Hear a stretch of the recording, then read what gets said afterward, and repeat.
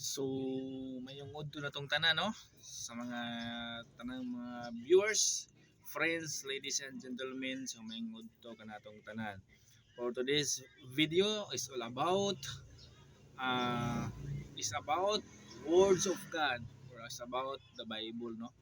Atong pag-usapan or atong isgutan ang may tungod sa Biblia.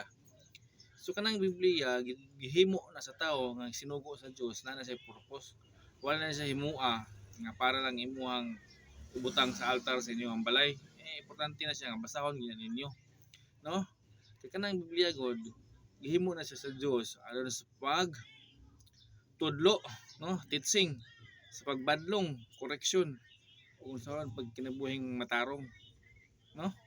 Mo na purpose sa Biblia. Ang Biblia gitukod o gihimo sa Dios, sinugo sa Dios aron sa pagtudlo nato sa dalan sa pagkamatarong, ha? Pagtudlo sa dalan sa pagkamatarong, no? Sa pagbadlong.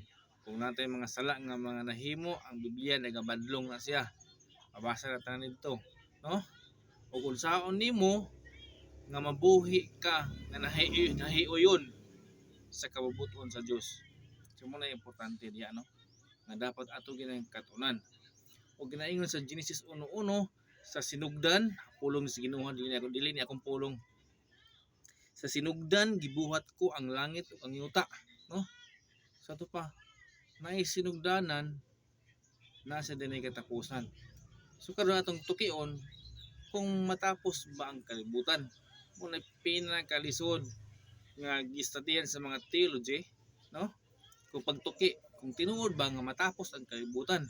Siguro sa mga lain-lain nga relihiyon o lain-lain mga pundok tinuwan nga akong nasudlan, daghan jud ingon nga matapos daw ang kalibutan. So for me, murag lisod gina siya, debatehonon gina siya kay nganuman tanang butang matapos, no? Walay magamot sa kalibutan.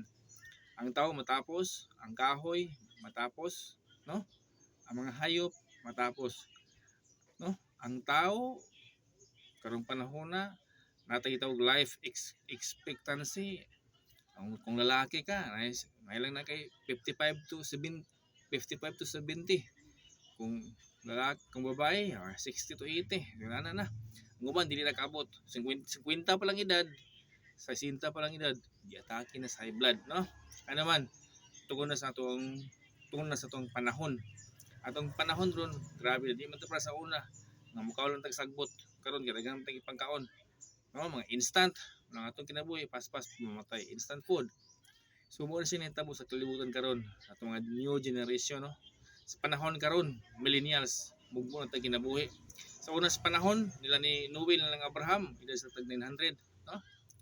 600 to 900 ilang range, ilang edad. Karon, may na lang og natay kung edad ka, 40, 60, 30 pa gani, nani high blood, kanang sakit, no?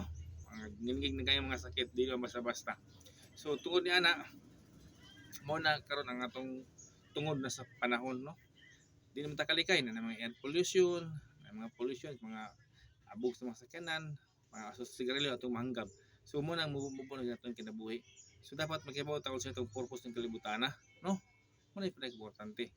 So ang importante gid nato guys nga magbasa kita aron ta sa tama kakaton.